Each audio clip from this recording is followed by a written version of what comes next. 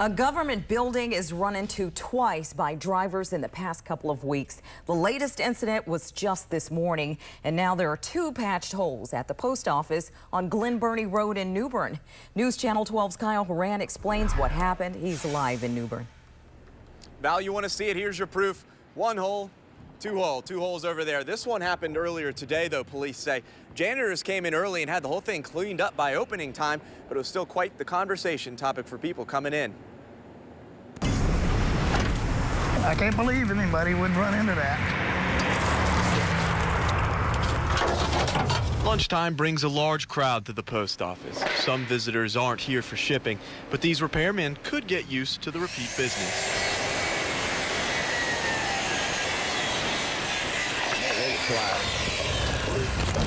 Yeah, pretty rocky there. Right here. Right. I see destruction, but I see New Bern rebounding quickly. After disasters, we have the ability to get to work and get it done right away and put it back in service. Glass and twisted metal bring sidewalk speculation. Hurricane, not quite a hurricane, but a car hurricane. A car hit it. Yeah. Oh, we thought lightning hit it. Nope. It looked like someone probably came up, a senior citizen probably went to press the brakes and probably hit the gas pedal, jumped the curb and went inside the building. Wrong again. Police say this man drove right into the front of the building. Charles Dietz hit the building and ran away. He told police the car was stolen. Regardless the reason, it's enough for Don and Russ to talk about. At first, I thought it was storm damage. Yeah, that's what I thought, too, when I drove up. This is the second time the building has been repaired in the past couple of weeks. Everything come right here. That's good. Two patches for two cars trying to make this post office a drive-through. I talked to a post office representative today. They said that the building is still structurally safe, so it did open and run as normal today, and luckily no one was hurt in the crash. For now, reporting live in New Bern, Kyle Horan for News Channel 12. I use that post office, so hey, a lot of people want to know about something like this, Kyle. Charles Dietz, by the way, has several DWI and drug convictions.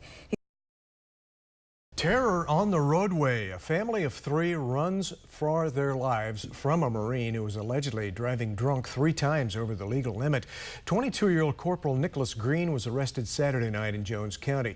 Deputies say he repeatedly rammed a randomly chosen victim. News Channel 12's Kyle Horan spoke with the victims today and joins us now. The Krugers were on their way home shopping at Kohl's in Jacksonville when the alleged attack happened. They were driving down Highway 17 towards New Bern, but when they reached Pollocksville, they also reached trouble. Sleep is hard to come by for the Kruger clan right now, but it's even harder for this family to get back in their car after they were the targets of a random attack. I literally thought we were going to die. It started around 10:30 Saturday night. When we were going through Pollocksville, this car started riding my tail, getting really close. And I mentioned it to my wife, and I'm like, I think he's going to hit us. At the end of town, the silver Dodge hit Kruger's Honda Pilot for the first time. He hit us.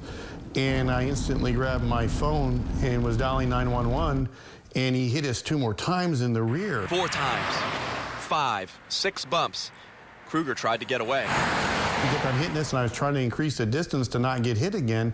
He kept right up on our tail. The hits were getting harder. And we're not talking little bumper hits, really good jolts of 10 to 20 miles an hour. He was going significantly faster than me. But Kruger was speeding himself, going 65 to 70 miles per hour, trying to get away from the Dodge. He ended up hitting me at speeds of 80 miles an hour to 100 miles an hour. The silver Dodge gets in front and starts slowing Kruger down. They both stop. At that point, Kruger thinks the driver might have a gun. Why would he be running me off the road just to run me off the road? He's taking this to the end. Kruger turns around and tries to go the other way, back down 17. The silver Dodge follows and continues ramming the back of their car. He had his horn on me the whole time. Honk, honk, honk, honk. The Dodge gets in front of Kruger's SUV again. He heads back the other way on Highway 17 towards New Bern again. This time, Kruger floors it, putting an 1/8 of a mile in between him and the silver Dodge. It wasn't over. In the final moments of this chase is when the most noticeable damage happened. That's when this side view mirror was broken. While they were trying to get away from the alleged attacker, they drove into the lane of oncoming traffic to try to get away, forcing other cars off the road, one of which hit this mirror. They did all this to avoid being hit from behind at high speeds. Once he entered the other lane, the Dodge flew by him. It slammed into a Mustang a short ways up the road. That was when all cars stopped and the first deputy showed up. Nicholas Green, a Camp Lejeune Marine, was arrested after blowing .23 in a breathalyzer test. When deputies heard the story of the chase, they commended Kruger for his quick action. I talked to Sheriff Danny Heath today about the chase. According to him, when he talked to Green that night about why he targeted the family, Green allegedly told him he was pursuing a federal fugitive. When Sheriff Heath asked if he has authority to pursue fugitives, that's when Green said he was a Marine. In the studio, Kyle Horan for News Channel 12. A lot to be sorted out there, Kyle.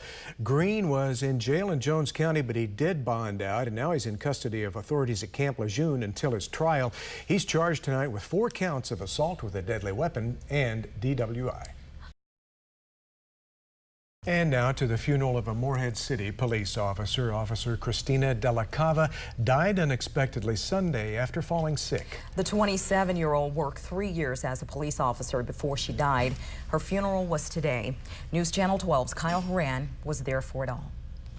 Now, Officer Della Cava's death was unexpected because just last Monday, she was at work. She died while receiving medical treatment in Chapel Hill. She died from that sickness we just told you about. She was brought back to the city. She served so her department friends and family could remember her, starting with a procession.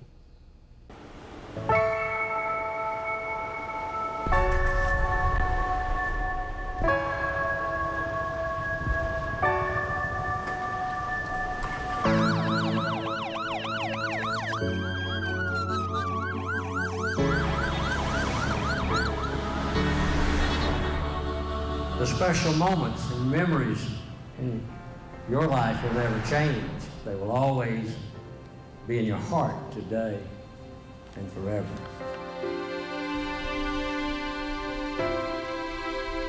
There's no occasion more somber than saying goodbye to a loved one forever. And although her presence stood tall, she also knew how to lower herself and pick someone up in a time of need. The goodbyes for Christina Della Cava came in the city she swore to protect. And as mayor, I stood tall with pride because I knew she was one of ours. Officer Della Cava died Sunday. She was 27, 3 years with Morehead City Police. What has Christina left that we can carry on and honor her, not only as a police officer, but as a great friend? In return, her city honored her back with her family to watch on. She really was, you know, an angel sent to us and loaned to us. I think Christina's life can best be demonstrated by the presence of those in this room this morning. She made an impact on your lives. Della Cava's family, including her young daughter, Jocelyn, lifted their hopes for Christina one final time for an officer, mother, friend.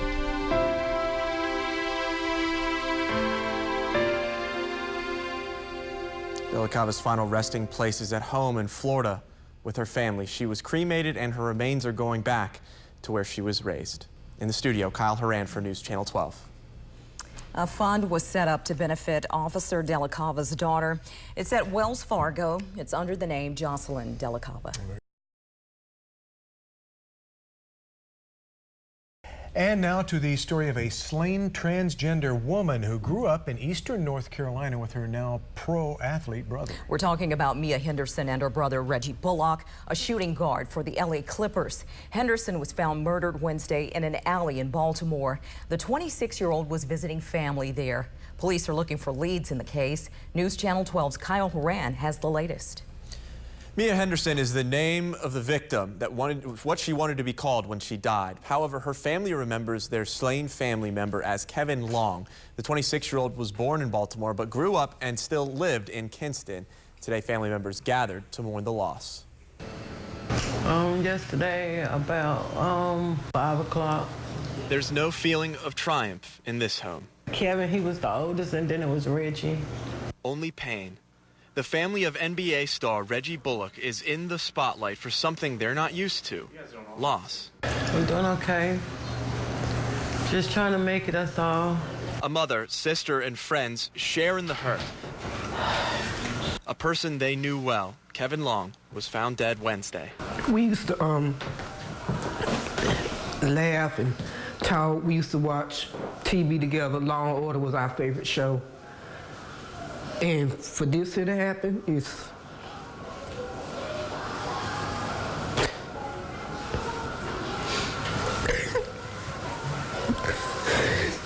I can't believe it. But you know, through it all, God has strengthened us. Kevin's family will remember him not for his death, but for how he lived life, bringing laughter to his family, immortalized in pictures.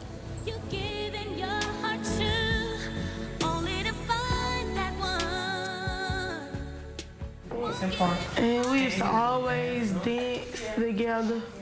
We always used to be like, who dance better? I used to be like, me, I could dance better than you. He was like, girl, but I'll taught you how to dance. Long's murder has yet to be solved, but where the person in these pictures sits in this family's hearts is no mystery. I mean, you know, how can you do that without having a conscience? He didn't ask for that. He didn't bother nobody. He liked to have fun. I'm just miss all the fun times we had. Funeral plans for Long have not yet been decided, but family says Reggie Bullock will be in Kinston for the burial of his sibling. In the studio, Kyle Horan for News Channel 12. And family members say the victim, Mia Henderson, was only in Baltimore for a week before she was found dead. Police say there are no leads so far. We first told you about this last night at 11. A pastor finds an intruder in his church, and the suspect throws a hammer, even a brick, at the man of God. That's according to police and church members in Greenville. Police arrested 53-year-old Mark Cannon. He's charged with breaking and entering and assault with a deadly weapon. News Channel 12's Kyle Horan joins us now with more information. Yeah, that man facing those two charges, breaking, entering, and assault with a deadly weapon. The man Cannon assaulted is Bishop A.H. Hartsfield, the leader of the church on Watauga Avenue. I went to try to meet the bishop today, but he wasn't there. The bishop called me about quarter after 8. Any man of God, saying he was out here planting some flowers. will keep his own house. He had to go to the Faith House to get some tools to do some flowering. Outside the Sylvia Chapel Free Will Baptist Church, unlocked metal gates are the only security. The bishop knew something was up Thursday night because of this broken window. Yeah, I got it now. So I get a tape measure? Joseph Williams, another minister at the church, is doing what he can to patch things up. Until we can make a serious repair. So hopefully it's just a temporary fix.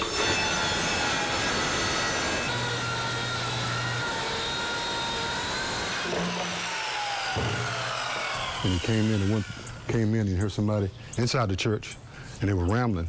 And the guy came at him with a hammer and a brick, a little bit double, yeah. The bishop wasn't injured, but the suspect was arrested. It was dark, so I know he was really afraid and everything, but we live in perilous times. So. And the ministry here is not going to stop just because of a close call with a brick and a hammer. The bishop's not in today. He left less than 12 hours after the incident for a mission trip to Haiti. A mission, they do humanitarian aid over there in Haiti. He and a couple of other ministers here in the community.